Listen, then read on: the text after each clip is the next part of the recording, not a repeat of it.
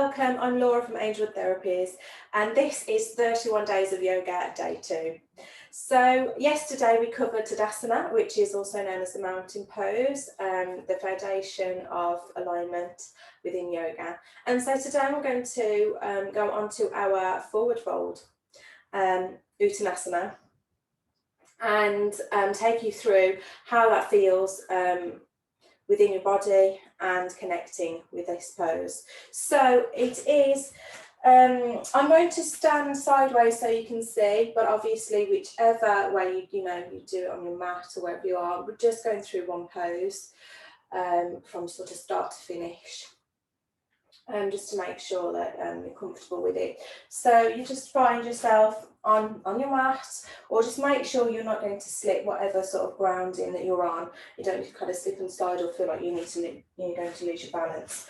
So we're going to start off just like Tadasana. So we're going to have the four corners of our feet grounded and planted on the floor, our toes pointing forward.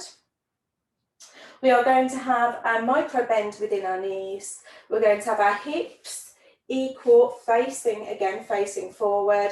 We're going to pull in our perineum, our bunda, and navel. We're going to relax our shoulders, gently tuck our chin. We're going to find this mountain pose to begin with. And so then what we're going to do is just take a nice deep breath in, and as we breathe in, we're going to raise our arms up and just look up to the sky if you can. And then as we exhale, we're going to bend our knees and we're going to bring our arms down, as much of a bend as you need, and then come into our forward fold.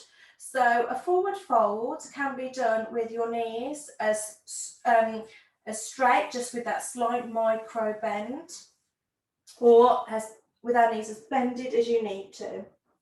Now, I have not warmed up this morning, so as you can see, you listen to your body and you just take that forward fold as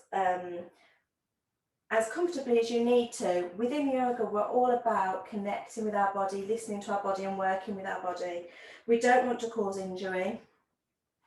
So we bring ourselves down, and your legs is as generously bent as you need to. So whether you can go here, whether it's more here, whether you need your knees bent like this. Again, the four corners of our feet should be grounded. We should still be able to ideally lift our toes off so the weight is not within our toes. So whatever method or way you need to go forward.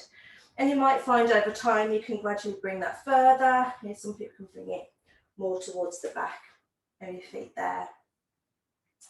As I said, my hamstrings are still warming up at the moment. And this is the thing, as you practice yoga and as you do more of it, and from the start to the end of a class, your body obviously warms up more, becomes more flexible. You can take the pose deeper, so it's not about forcing your body into a pose before it's ready.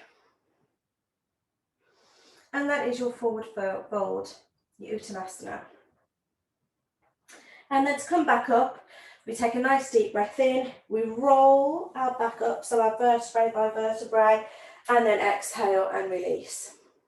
So any variation between getting from here to here with knees bent or arms just as low as they can go is wonderful. The idea is that we're bending from our waist, so it's our waist has been bending, and we're trying to keep our back as straight as we can as we go down.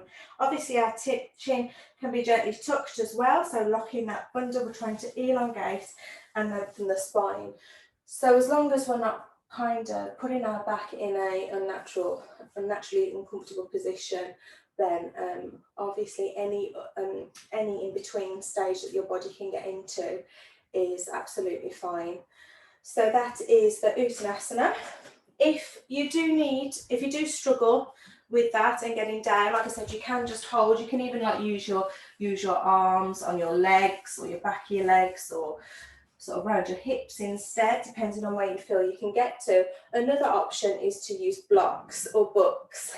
And so what you can do is get your yoga blocks or your books and use them to help you get down. So this is me thinking I'm prepared, so I'm going to use one example. Hardback back book is normally good. So you can have two, one on each side. You could just have whatever width or thickness that you need to help you to reach that. So you could have that in front of you to help you get to that forward fold. So it brings the floor up a little bit more. So you could have a stack of books, or you could have a block. Generally with blocks with different sort of settings, you've got the smallest, and then you've got sort of the middle and the highest as well. So you can do that to help you get to that pose.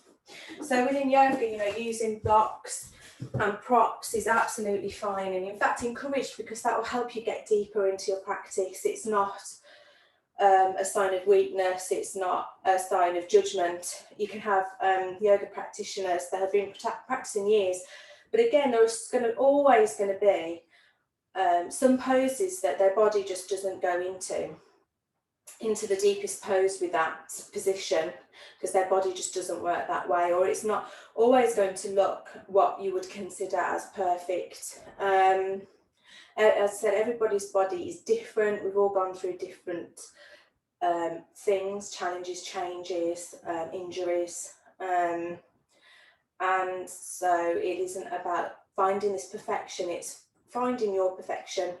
And definitely using blocks and supports is definitely really encouraged throughout yoga practice as well. So I hope you found that this video is helpful and useful. I look forward to seeing you tomorrow with the next video.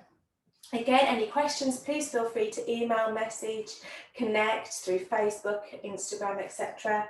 Angelwood UK, Laura at angel-wood.co.uk, or my website www.angel-wood.co.uk. Don't forget, Zoom classes are available for relaxation, meditation, yin yoga, restorative nidra and gentle vinyasa as well, which are all available individually or as a monthly subscription for just $19.99 a month for weekly sessions. So if that is of interest to you, suitable for beginners onwards, just give me a shout, and I look forward to seeing you tomorrow.